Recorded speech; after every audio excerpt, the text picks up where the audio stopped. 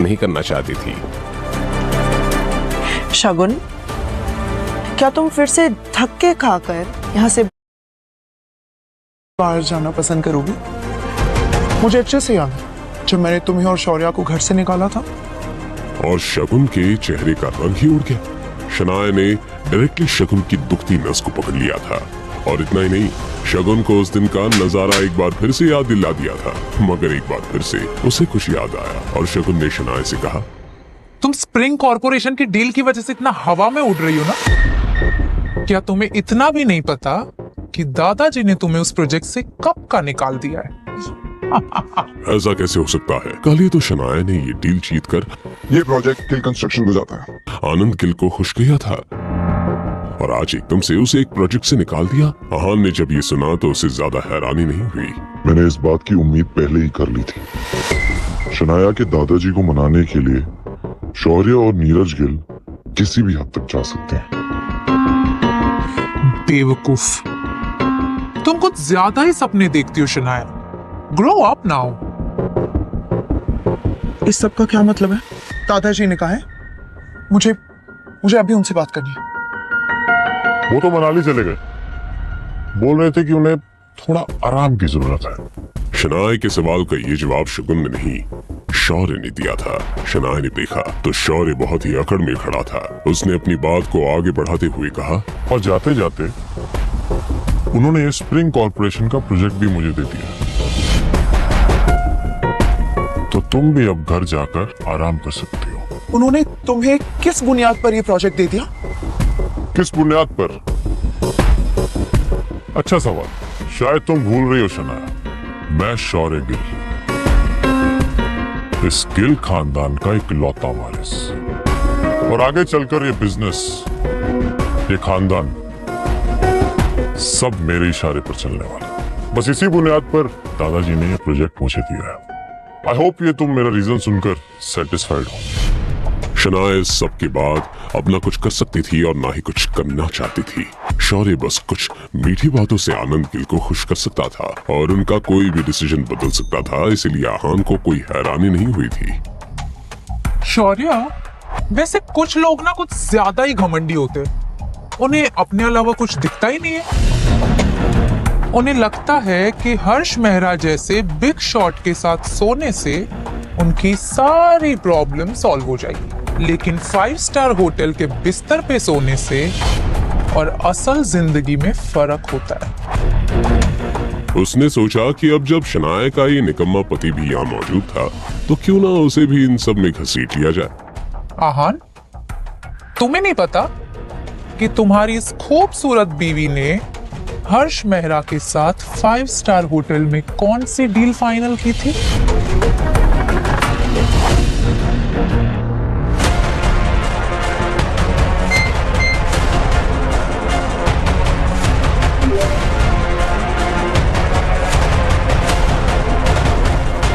ये सुनने के बाद क्या होगा आहान का रिएक्शन? क्या आहान और शनाया में गलतफहमियां पैदा होने वाली हैं? शनाया कैसे आहान को अपने मासूमियत का सबूत देगी? जानने के लिए सुनते रहिए सीक्रेट अमीरजादा, सिर्फ और सिर्फ पॉकेट एफएम पर।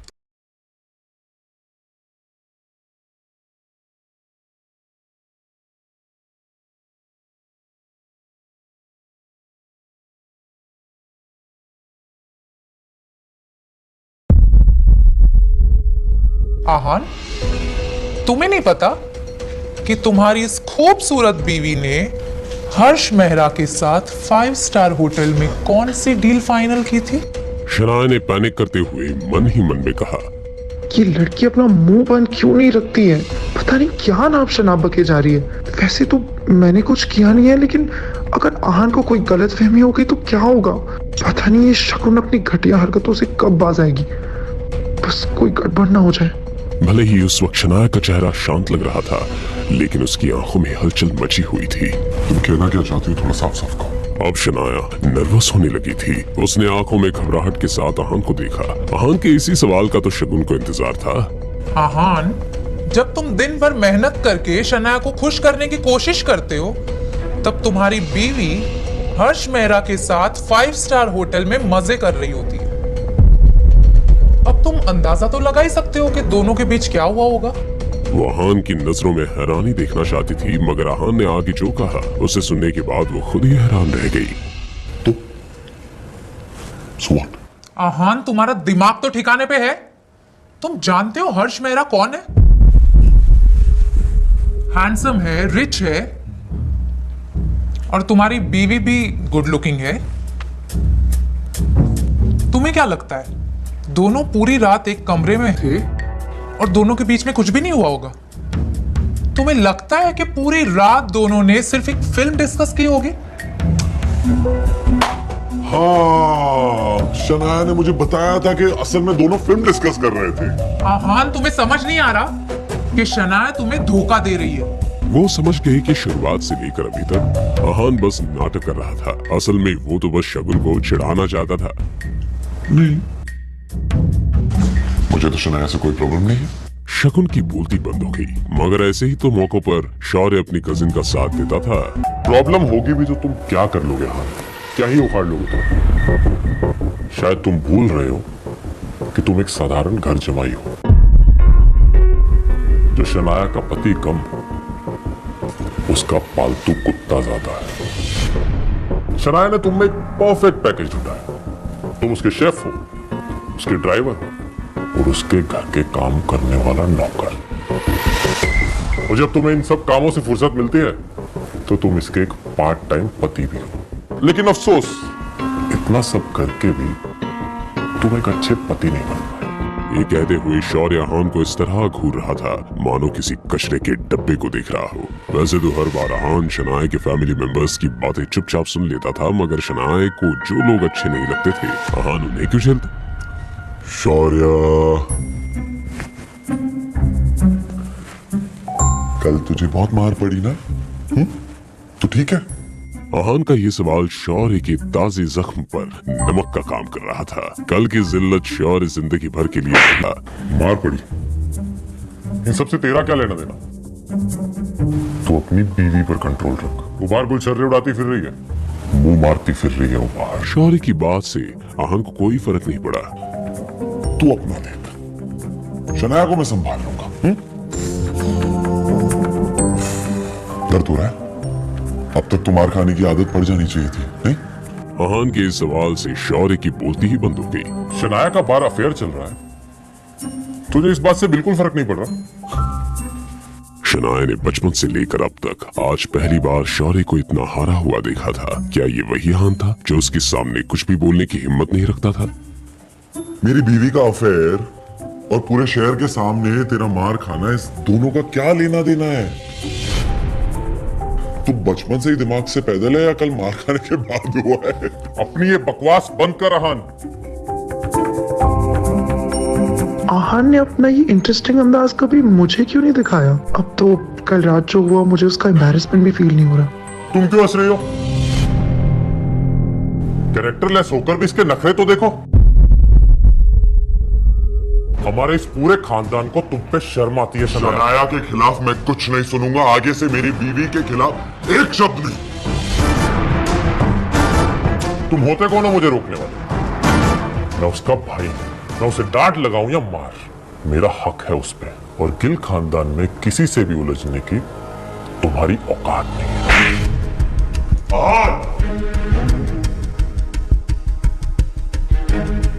तू सही कह रहा है, मैं तुझे हाथ लगाने के भी लायक नहीं हूं, लेकिन सॉरी, तू किस लायक है ये बताना मुझे ज्यादा जरूरी लगा। उन तीनों ने भी आहान का ये अंदाज पहली बार देखा था। आहान की एक बात साफ थी, कोई उसे कुछ भी कह ले, लेकिन उसकी वाइफ शनाया के अगेंस्ट कुछ कहा तो आहान माफ नहीं करने वाला। क्या तुम जानते नहीं कि मैं कौन हूं? जब दादाजी को पता चलेगा ना कि तूने मेरे साथ ऐसा किया तो वो तुझे माफ नहीं करेंगे। इस पॉइंट पर आहान ने शौर्य को नीचा दिखाते हुए कहा, क्या तू सच में इस गलतफहमी में है कि मैं आनंद गिल से डरता हूं? बेशरम, क्या ये अपनी मौत को बुलावा दे रहा है? मुझे तो लगता है कि इसे और शनाया को दोनों को इस घर से बाहर निकल देना चाहिए। उन सभी के लिए आनंद गिल किसी भगवान से कम नहीं थे। वो सब अपने फैमिली हेड के खिलाफ कुछ नहीं सुनने वाले थे। क्या इम्पल्स में आहान ने कुछ ज्यादा ही नहीं कह दिया? पता नहीं सबका क्या अंजाम होगा। अहान की नजर में ये वो लोग थे जो कमजोरों को परेशान करते थे और पावरफुल लोगों से डरते थे। उन सब लोगों को नजर अंदाज करने के बाद वापस चले। और अब जब उसका प्रोजेक्ट भी उससे छीन लिया गया था तो वो ऑफिस में रहकर अपना मूड खराब नहीं करना चाहती थी, तो इसलिए उसने अहान की बात पर हामी भर दी। उन दोनों के जाने के बाद सभी आपस में गॉसिप करते हुए वहां से चले गए। आहान, तुम्हें तो मैं तुम्हारी असली जगह दिखा कर रहूंगा। हर थप्पड़ का बदला लूंगा मैं इन दोनों से, और ऐसा बदला लूंगा कि वो दोनों मरने के बाद भी मेरा नाम सुनकर कांपने लगे। इस बारे में सोचते हुए शौर्य की आंखों में एक अलग ही आग नजर आ रही थी। ये कोई ऐसी वैसी नहीं बल्कि बदले की आग थी।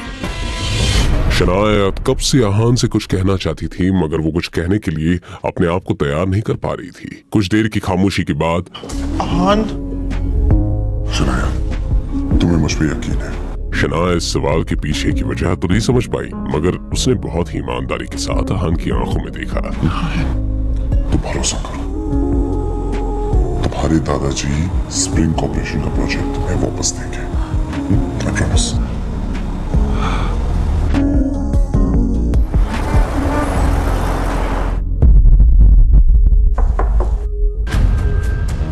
अरे गिल साहब, आप आज यहाँ कैसे आना हुआ?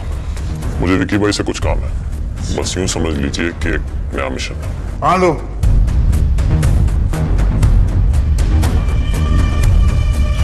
आहान, अब तुम्हारा काउंटडाउन शुरू। मेरी इंसल्ट का बदला अब मैं तुम्हारी प्यारी बीवी से लूंगा।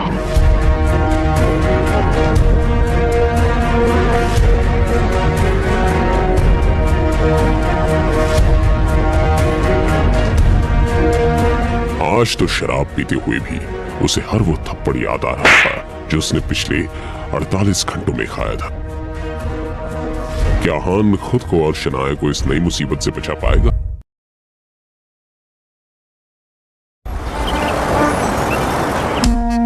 जब शौर्य अहान और शनाया के आने वाले बुरे दिनों को इमेजिन कर रहा था, एक बाउंसर जैसी पर्सनालिटी वाला एक आदमी, बड़ी लाल लाल आंखें और बाएं गाल पर एक बड़ा सा निशान। उस निशान को देखकर कोई भी डर सकता था। शौर्य ने एकदम से वो डरावना चेहरा देखा। ये चेहरा किसी और का नहीं, विकी भाई का था, जिससे मिलने के लिए शौर्य यहाँ पर आया था।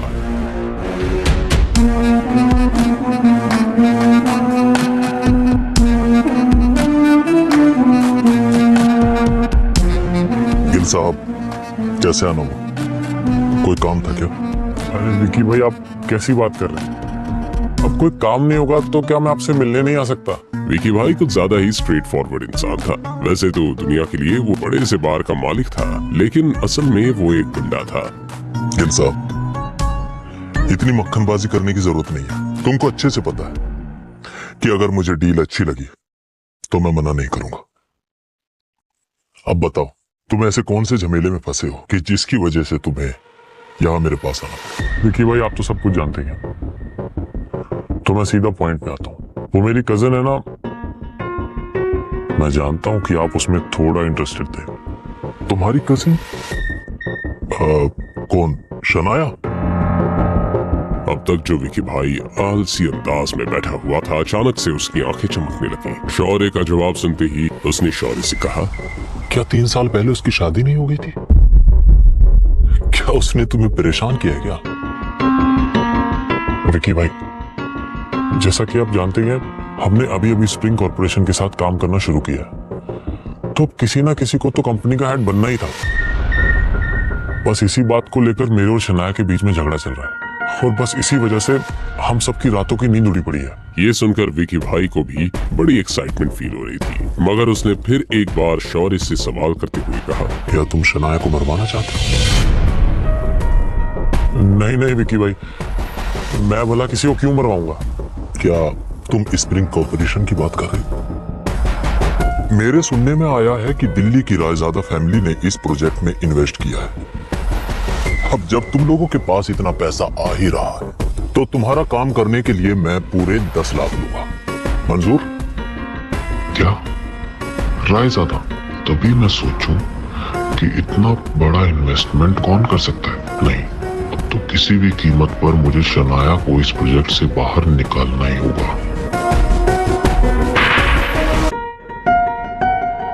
शौर्य ने मन ही मन सोचते हुए अपना इरादा पक्का कर लिया और हामी भरते हुए विकी भाई से बोला, ठीक है भाई, 10 लाख में डील डन।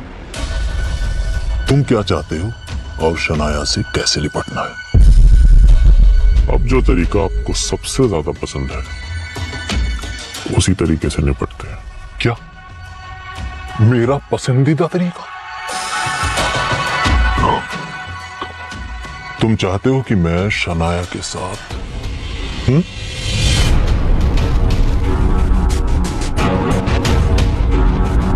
चल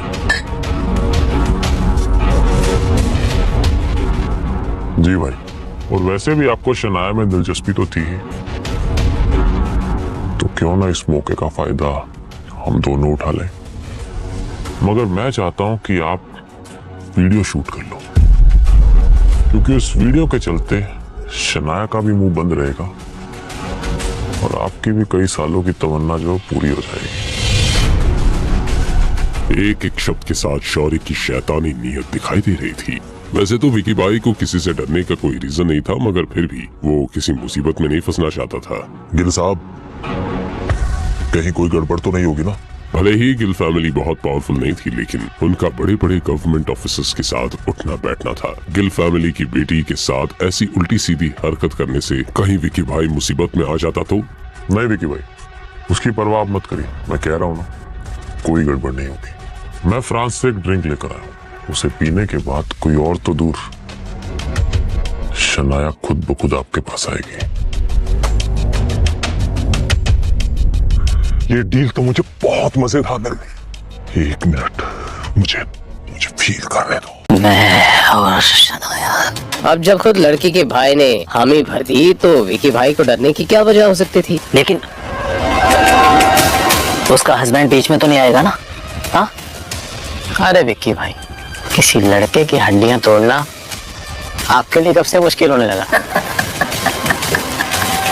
अगर आहान बीच में आया तो थोड़ी सी खातिरदारी उसकी कर देना।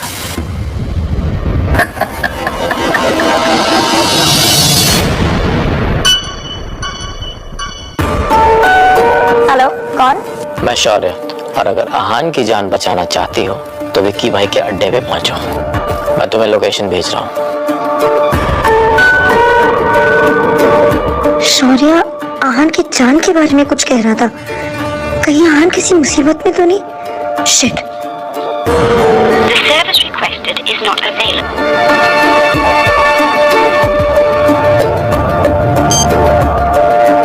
मुझे जल्द से जल्द वहां जाना होगा। शौर्य, तुम्हें तो मैं नहीं छोड़ूंगी। कुछ इंजीनियरिंग टीम्स के लिए तुम इतना नीचे गिर सकते हो, मैंने कभी नहीं सोचा था। भैया थोड़ा जल्दी चलिए प्लीज।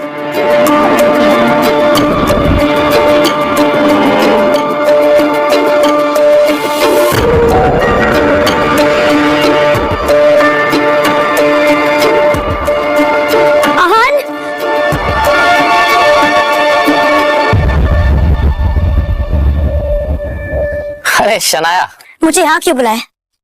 और आहान कहाँ है? अरे बैठो, आहान आता ही होगा। शौर्य, अगर तुम्हें कुछ कहना है तो जल्दी कहो। अरे शनाया, मैं तुम्हारा भाई हूँ, क्या तुम मुझसे बिल्कुल प्यार से बात नहीं कर सकती? शनाया ने अपने बिगड़ैल भाई को इतना नरमी से पेश आते हुए पहली बार देखा था और इसी वजह से वो डाउटफुल थी। तो हैव अ ड्रिंक। अरे पकड़ो ना।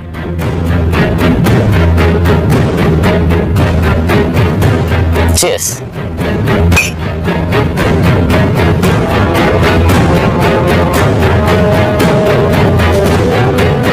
शनाया, मुझे तुमसे कोई प्रॉब्लम नहीं है, लेकिन उस आहान को मैं माफ नहीं कर सकता। आफ्टर ऑल उसने मुझे सबके सामने थप्पड़ मारा था। तो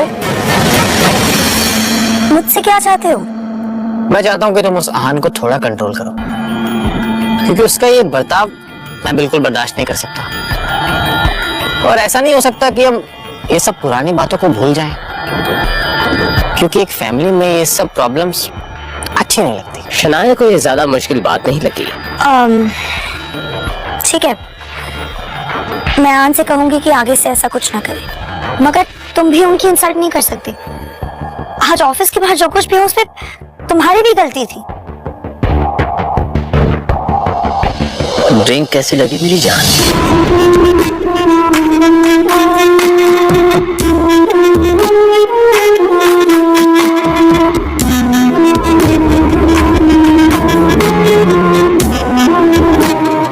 शनाया उस आदमी के चेहरे पर लगा घाव देखकर डर गई, मगर फिर अपनी घबराहट छिपाते हुए शनाया ने शौर्य से पूछा, शौर्य कौन है ये?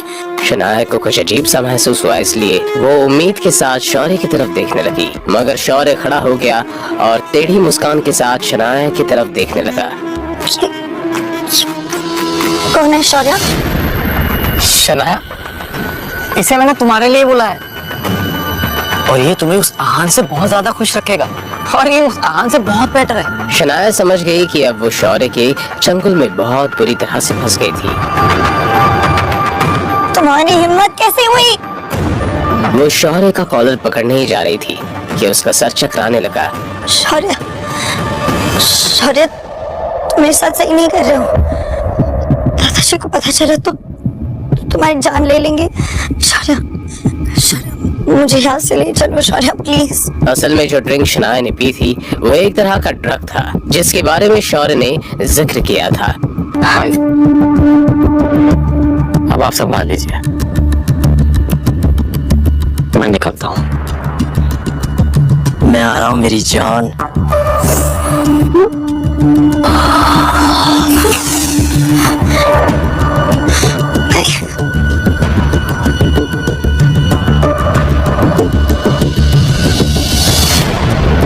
दूसरी तरफ आहान अभी अभी अपने ऑफिस से बाहर निकला था।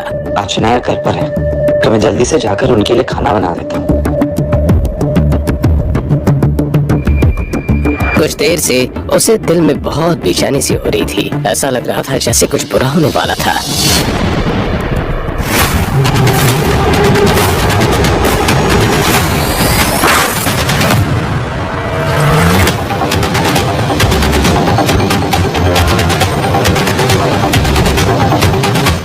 आहान ने देखा कि शौर्य के चेहरे पर अलग ही तरह की खुशी नजर आ रही थी। शौर्य को देखकर आहान कंफ्यूज हो गया। क्या आज सुबह जो हुआ था उसके बाद शौर्य का इतना खुश होना थोड़ा अजीब नहीं है? ना चाहते हुए भी मैंने उसे थोड़ा ज्यादा ही इंसल्ट कर दिया था, लेकिन ये तो मुंह छुपाने के बजाय पार्टी कर रहा है। बेशर्म कहीं का। आहान को क्या पता था उसी विकी भाई अड्डे में उसकी वाइफ शनाया पर क्या बीत रही थी। अब क्या होगा? क्या आहान को कुछ पता चल पाएगा या फिर वो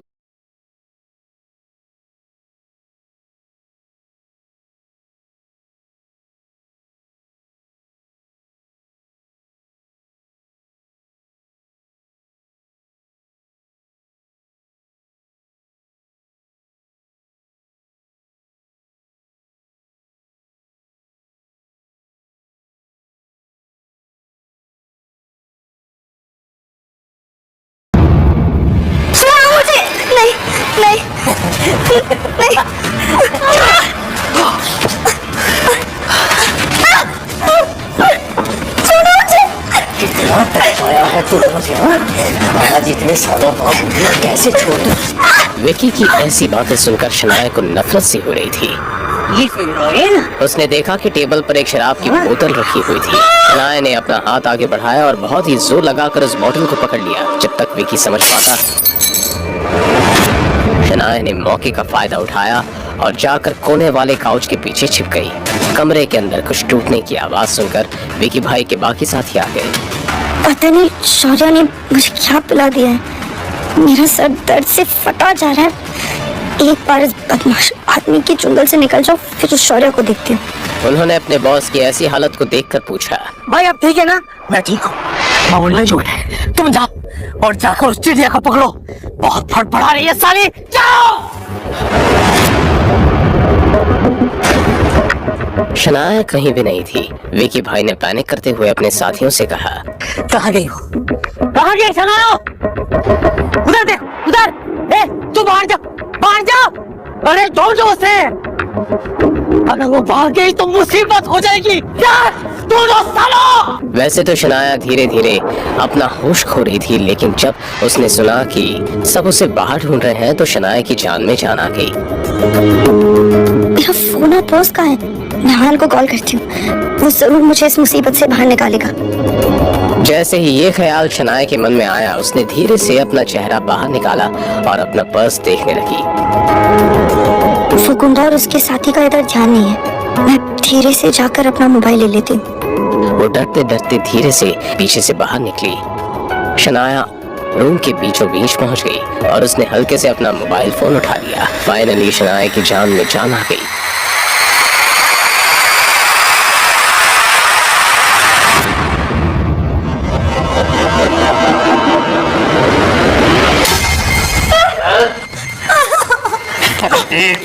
तेरी वजह से मेरा इतना खून बह गया और तू कहती है मैं तुझे छोड़ दूं? अरे कैसे जाने दूं तुझे? थोड़ी ही देर में विकी भाई और उसके सभी साथी शनाया को घेर कर खड़े थे। विकी भाई, इस लड़की को ऐसा सबक सिखाना पड़ेगा ताकि ये जिंदगी भर आपको याद रखे। हाँ ठीक है। क्या बोला? नहीं छोड़ना।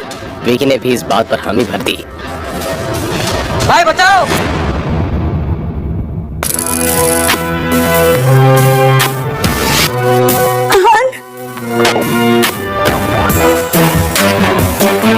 क्या ये लड़का शनाया का पति है?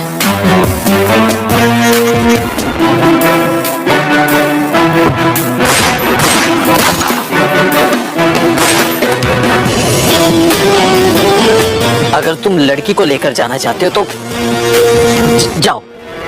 अब विकी हकलाने लगा था, लेकिन ऐसे गुंडे बदमाशों पर यकीन करना गलती समझी जाती थी। तेरी बीवी को हाथ लगाने की तेरी हिम्मत कैसे हुई?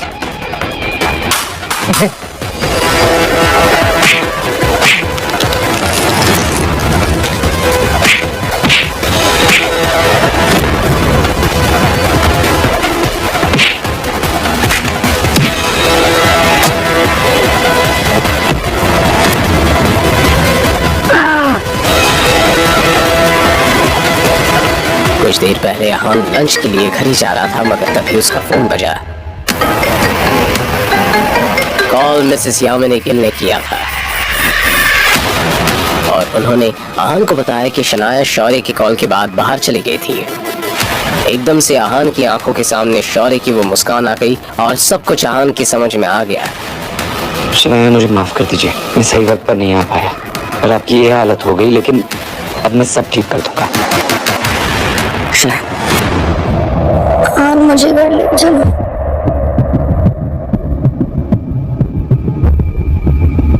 अपनी बीवी की ऐसी हालत देखकर अहान के दिल में नरमी छा गई। उसे अपने सीने में दर्द सा महसूस हुआ।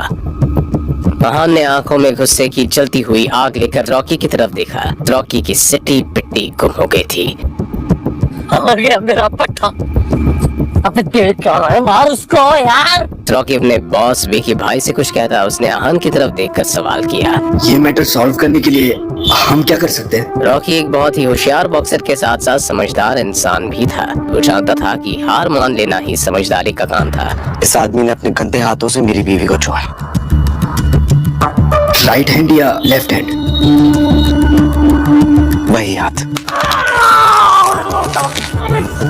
अहान वहाँ ज्यादा देर तक नहीं रुका और शनाया को अपनी बाहों में पकड़कर वहाँ से ले गया।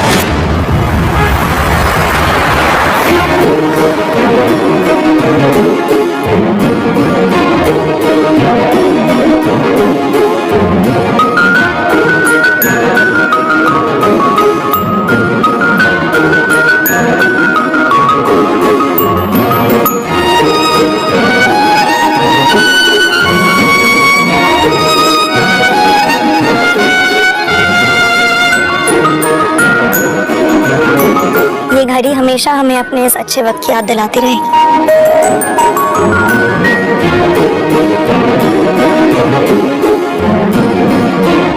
कुछ देर के बाद अहान और शनाया के घर में शनाया बेड पर लेटी हुई थी। अहान परेशान होकर शनाया की बंद आंखों की तरफ देख रहा था। 2 घंटे हो गए थे मगर अब तक शनाया को होश नहीं आया था।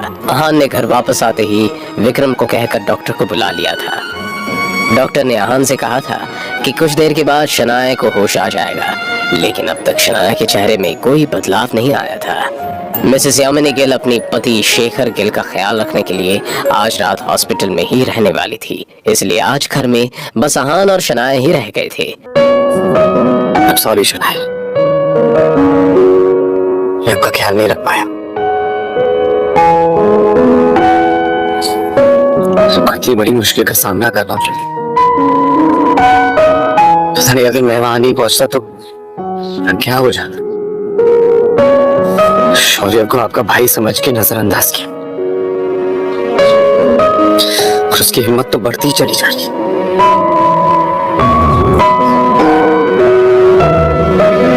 आप ठीक हो जाइए, जो शौर्य को मैं देख लूंगा। आहान ने शनाया से कहा। तभी शनाया की शांत पलकें हिलने लगी और शनाया को होश आ गया। आहान ने उम्मीद से शनाया की तरफ देखा। आप ठीक है?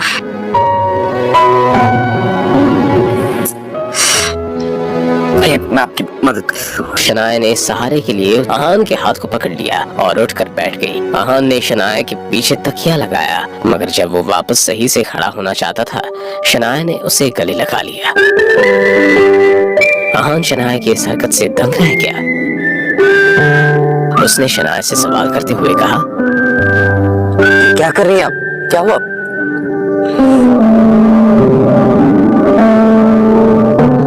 अभी मैं बहुत डर गई थी,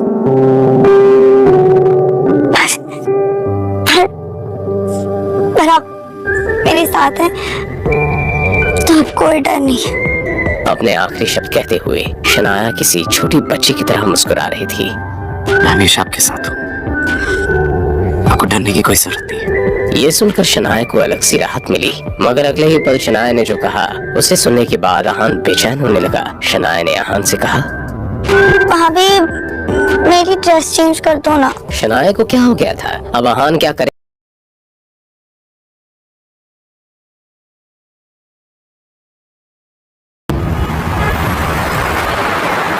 शनाया ने कुछ अजीब से अंदाज में कहा, अभी मेरी ड्रेस चेंज कर दो ना।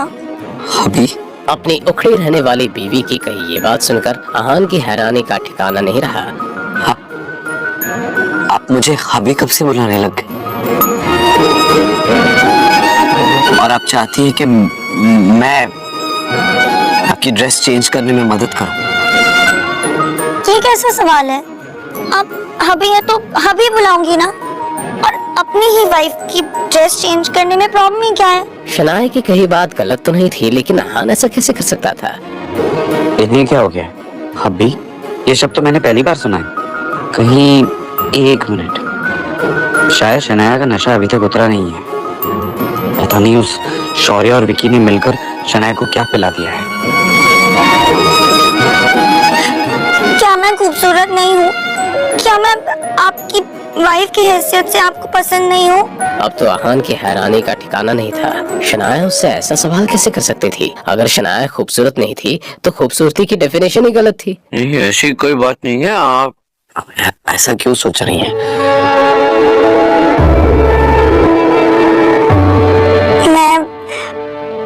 मैं आपको खुश करने के लिए सब कुछ करूंगी। मैं डाइटिंग स्टार्ट कर दूं या अपनी ड्रेसिंग सेंस चेंज कर दूं? आप जो भी कहोगे मैं वही करूंगी। अब आहान को पक्का यकीन हो गया था कि शनाया अपने होश में नहीं थी। आपको कुछ भी चेंज करने की जरूरत नहीं है। आप जैसी हैं मुझे बहुत पसंद है। आप सो जाइए। तेरे बिन कैसे मैं जीऊं, तुझसे कैसे कहूं, तेरी हर ख्वाहिश में मैं रहूं। अभी आप यही सो जाइए ना। मेरा हर वक्त तेरा, तुझसे कैसे मैं ये कहूं,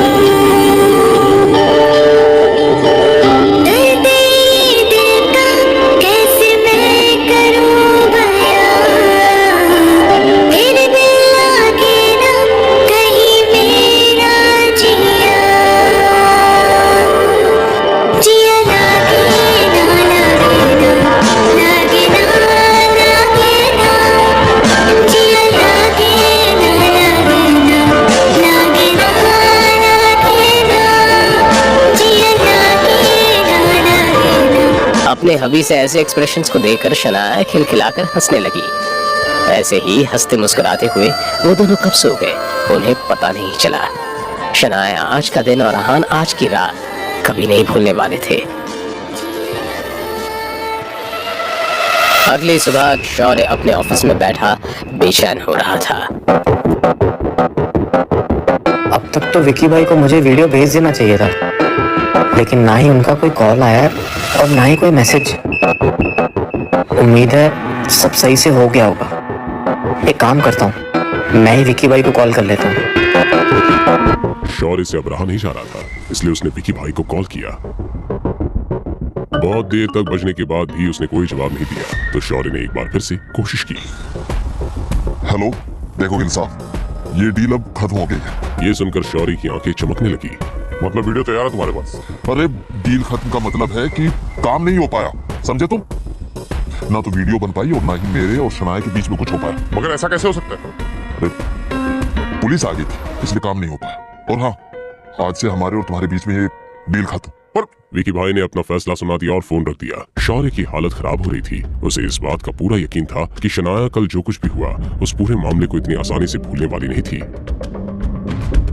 शौर्य, तुम्हें पता है कल शनाया विक्की भाई नाम के गुंडे के पास थी और वो दोनों विक्की भाई के अड्डे पे रूम में अकेले थे। तुम्हें सब किसने बताया शगुन? मेरी दोस्त ने बताया और उसने मुझे कॉल करके शनाया के इस नए स्कैंडल के बारे में बताया। शगुन की ये बात सुनकर शौर्य के दिमाग में एक शैतानी आइडिया आ गया। वैसे तो शगुन शौर्य से कम चालाक नहीं थी, मगर जब भी बात शनाया की होती थी शगुन का दिमाग चलना बंद हो जाता था। शगुन, मैं भी इस बारे में कुछ जानता हूँ और मैंने तो ये तक सुना कि शनाया आज सुबह तक वही थी, उसी गुंडे विक्की के साथ। What? ये शनाया इतनी गिरी हुई हरकत क्यों करने लग गई है? उसे हमारी फैमिली के प्रेस्टीज के बारे में कुछ अंदाजा है भी कि नहीं? तुम्हें क्या लगता है शौर्य, वो ऐसा क्यों कर रही है? शौर्य को इसी सवाल का तो इंतजार था। ये सब तो देखो मैं भी नहीं जानता, मगर हो सकता है कि वो स्प्रिंग कॉर्पोरेशन के प्रोजेक्ट को हथियाने के लिए इस गुंडे विक्की का साथ लेना चाहती है। ये सुनते ही शगुन का चेहरा गुस्से से लाल हो गया। हमें दादाजी को इसके बारे में बताना होगा। इससे पहले कि देर हो जाए हमें दादाजी को मनाना होगा।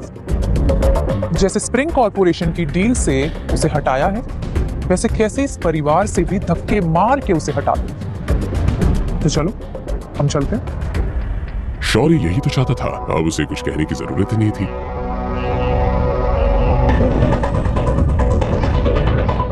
जब शौर्य और शगुन उनके दादाजी आनंद गिल के ऑफिस में पहुंचे, उन दोनों की आंखें खुली की खुली रह गई।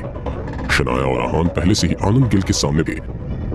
शौर्य और शगुन की तरफ देखकर आनंद गिल उन्हें गुस्से से घूरने लगे। शौर्य समझ गया था कि शनाया ने उसकी शिकायत पहले ही कर दी थी। शगुन ने शनाया की तरफ देखकर गुस्से से कहा, शनाया, तुम्हारी हिम्मत कैसे हुई दादाजी के सामने खड़े रहने की भी? ये तुम क्या कह रही हो? हाँ, मैं क्या कह रही हूँ? हर्ष मेहरा और अब विक्की जैसा गुंडा, थोड़ी सी भी शर्म बाकी है कि नहीं?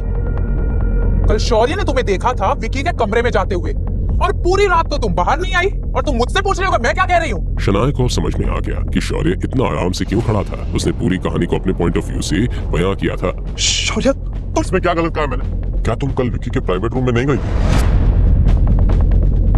तुम अच्छे से जानती हो शनाया कि तुमने क्या किया। शनाया, तुम सबको बेवकूफ बनाना बंद करो।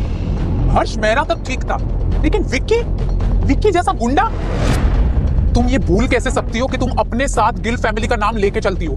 एटलीस्ट उसका तो लिहाज करती। हर दूसरे आदमी के साथ तुम अपना मुंह काला करने के लिए अपने ज़बान को लगाम दो। जिस गुस्से और ऑर्डर के साथ आहान ने अपनी बात कही थी, शगुन का मुंह बंद हो गया था। पहले तो शगुन डर गई थी, मगर फिर उसने अपने दादाजी की तरफ देखकर कहा, देखा दादाजी, इस निकम में घर जमाई की हिम्मत कितनी बढ़ रही है। कल इसने सबके सामने शौर्य पे हाथ उठाया था और आज ये मुझे चुप करवा रहा है। आहान के बारे में तो आनंद गिल ने भी सुन रखा था। आहान ने कहा था कि वो आनंद गिल से बिल्कुल नहीं डरता था। बस बहुत हो गया। आहान के बारे में तो हम बाद में बात करेंगे। जरूरी ये है कि हम इस बात का पता चलाए कि आखिर तुम दोनों में से झूठ कौन बोल रहा है हमसे। जाहिर सी बात थी, उनके लिए आहान बिल्कुल भी जरूरी नहीं था। अपने दादाजी की इस बात को सुनकर शौर्य और शगुन नॉर्मल थे, मगर शनाया, उसके चेहरे का रंग पीला पड़ गया था। दादाजी ने जो भी कहा उसका यही मतलब है कि उन्हें शुरुआत से मेरी कही एक भी बात पर बिल्कुल भी भरोसा नहीं था। इस बात से शनाया कितनी अपसेट हो गई थी, इस बात का अंदाजा लगाना आहान के लिए कोई मुश्किल बात नहीं थी। शनाया, क्या तुम्हारे पास कोई ऐसा सबूत है जो ये साबित कर सके कि शौर्य ने विकी नाम के गुंडे के पास जाने के लिए मजबूर किया?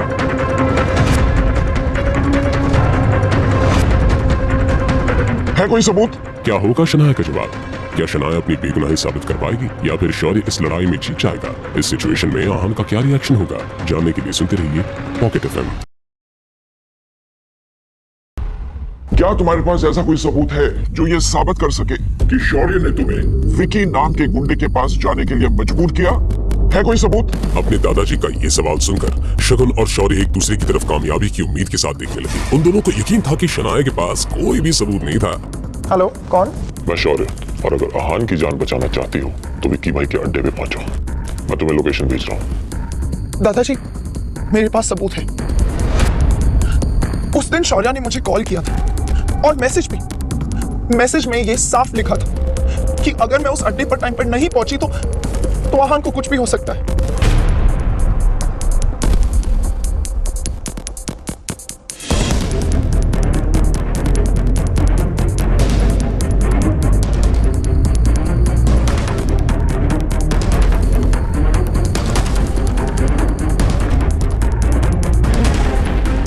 शौर्य, अब इसके बारे में तुम क्या कहना चाहोगे?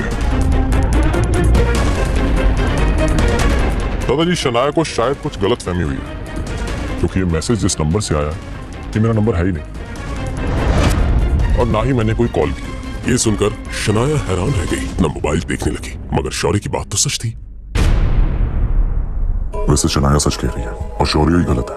ये प्रूव करना मेरे लिए इतना मुश्किल नहीं है, लेकिन मैं चाहता हूँ कि शनाया को इस हादसे से सबक मिले, ताकि अगली बार जब कोई शनाया को फ्रेम करने की कोशिश करे तो वो इतनी आसानी से किसी के चुंगल में ना फंस जाए। इसका मतलब ये है कि शनाया के पास कोई ऐसा सबूत नहीं है जो साबित कर सके कि शौर्य ने कुछ गलत किया है या वो गलत है। दादाजी, मैं एक औरत होके इतनी सीरियस बात के बारे में झूठ क्यों कहूंगी? हर्ष मेहरा के साथ सोते वक्त तुम्हारी औरत की कमजोरी तुम्हें नजर नहीं आई? तब तो बड़ी अय्याशी उछल रही थी, और अब अपने मतलब के लिए तुम दादाजी से सिंपैथी लेना चाह रही हो। आनंद किल के एक्सप्रेशन से ये बात साफ थी कि अब उन्हें शनाया पर बिल्कुल यकीन नहीं था। शनाया, मैंने तुम्हें हमेशा अपनी सगी बहन के जैसा माना, और तुम मुझ पर ये झूठे इल्जाम लगा रही हो। आखिर क्यों? एक प्रोजेक्ट के लिए। अरे तुम मुझसे कह देती, मैं खुशी खुशी तुम्हें दे देता, और मुझे ऐसा लगता है कि ये सब ना इस आहान की वजह से हो रहा है। इसी ने तुम्हें हमारे खिलाफ भड़काया है, और भड़काने तक तो ठीक था। क्या ये आहान जानता है कि तुम इसकी पीठ पीछे क्या क्या करती हो? हम श्योर जानते ही होगा। क्या सब पता होने के बावजूद भी आहान को कोई एतराज नहीं? या आहान तुम जानबूझकर अपनी बीवी को गैर मर्दों के साथ? छी, मुझे तो एक कहने में भी शर्म आ रही। कहीं ऐसा तो नहीं कि तुम ही अपनी बीवी को दूसरे मर्दों के पास भेजते हो?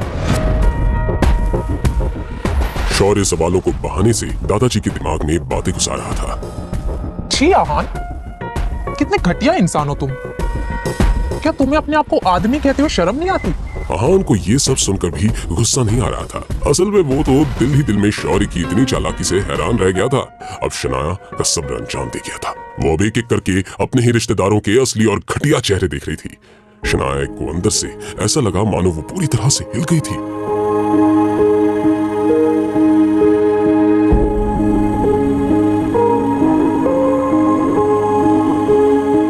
मगर तभी उसे अपने कंधे पर एक छुअन महसूस हुई। ये छुअन शनाया को अपनेपन की गर्माहट दे रही थी।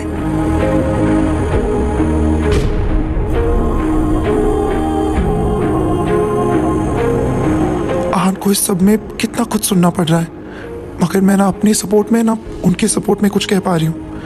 मैं बहुत लकी हूँ जो मेरे पास आहान है। अगर उन्होंने मेरा साथ ना दिया होता तो मेरा क्या होता? फाइनली मेरे पास ऐसा कोई है जिस पर मैं डिपेंड कर सकती हूँ। शनाया को बेहतर फील करवाने के लिए आहान सब ठीक कर सकता था, लेकिन आहान शनाया को कमजोर नहीं रहने देना चाहता था। इसलिए आहान ने कुछ नहीं कहा। शनाया, क्या शौर्य सच कह रहा है? अगर शौर्य की बात सही थी तो शनाया ने अपने परिवार की मर्यादा को पार किया था और गिल परिवार में ऐसी घटिया गलती की कोई माफी नहीं होती, सिर्फ सजा थी, परिवार से बेदखल करने की सजा। अब शनाया हार गई थी और सुबकते हुए रोने लगी। अब तो मैं ये भी साबित नहीं करना चाहती कि मेरी कोई गलती नहीं है। वैसे भी मेरे कुछ कहने ना कहने से कोई फर्क नहीं पड़ने वाला। अब जब शनाया ने अपने घुटने टेक दिए थे तो आहान को ही अपनी बीवी का साथ देना था। क्या अब इस बात से फर्क पड़ता है कि शौर्य सच कह रहा है या झूठ? लड़के, आखिर तुम कहना क्या चाहते हो? क्या आप मेरी बात का मतलब नहीं समझे? मैं बताता हूं। मैं ये कह रहा हूं कि आपने अपना फैसला तो कर लिया। अब उस फैसले के बाद कोई भी अपना सर भी फोड़ लेना, तब भी जो हक है वो शनाया का नहीं, शौर्य का ही है। आनंद गिल ने उम्मीद नहीं की थी कि इस नकम्मे घर जमाई में इतनी हिम्मत थी। जानते हो किससे बात कर रहे हो? बदतमीज। आहान की हिम्मत तो अब बढ़ती ही जा रही थी। बदतमीज? शायद मैंने जब से शनाया से शादी की है आपने मुझे कभी जरूरी नहीं समझा, हमेशा मेरी बेइज्जती की, क्योंकि मैं आपकी हैसियत का नहीं हूं। और इसी वजह से आपने मेरे पापा शेखर गिल, आपके अपने बेटे, उनको इस बात की इनडायरेक्ट सजा दी है, उनके काम में बाधाएं डाली है, उन पर प्रेशर डालने की कोशिश की ताकि वो मुझे अपने घर से और शनाया की जिंदगी से हमेशा हमेशा के लिए बाहर कर दें। क्या मैं झूठ कह रहा हूं? दादाजी, जो सच बयान करता है ना वो हमेशा बदतमीजी कहलाता है। ये बात सुनने में आनंद गिल ऊपर से तो बहुत शांत लग रहे थे, मगर उनके दिल में एक तरह का तूफान बन गया था। इस निकम्मे घर जमाई को इस बारे में कैसे पता चला? मैं सब कुछ जानता हूं, मुझे इस बात से कोई एतराज नहीं है। मुझे बस प्रॉब्लम इस बात से है कि इस सब में शनाया को इन्वॉल्व किया जा रहा है। उस पर ज्यादती हुई। शनाया मेरी पोती है और वो मेरी बीवी है। अब मुझे चाहे जितना परेशान कीजिए, मैं चुपचाप सह लूंगा, पर शनाया को नहीं, उसे जरा से भी तकलीफ नहीं होनी चाहिए। और अगर तकलीफ हुई तो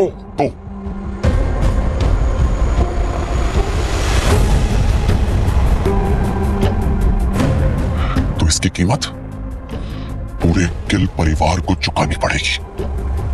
आहान की ये बात सुनकर शनाया इमोशनल होकर रोने लगी।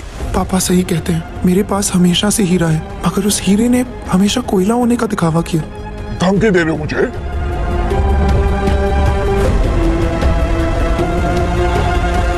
अगर आप उसे धमकी समझ रहे हैं तो धमकी सही। आज मैं आपको आखिरी बार दादाजी कहकर बुला रहा हूं। आगे से अपना ध्यान रखिएगा। अपनी बात कहने के बाद आहान ने शनाया का हाथ पकड़ा और वहां से चला गया। शनाया को इस बात का एहसास था कि गिल परिवार से उसका रिश्ता टूट चुका था। पहले कभी शनाया ने इस बारे में सपने में भी नहीं सोचा था। शनाया को तो बस इसी बात की तसल्ली थी कि इस सब में वो अकेली नहीं थी, आहान उसके साथ था। शनाया को कुछ खोने का गम नहीं था, वो तो बस जो था उसी के साथ खुश थी। शनाया को रियलाइज हुआ कि असली आहान ऐसा दिखता था, इतना कॉन्फिडेंट, इतना ब्रेव।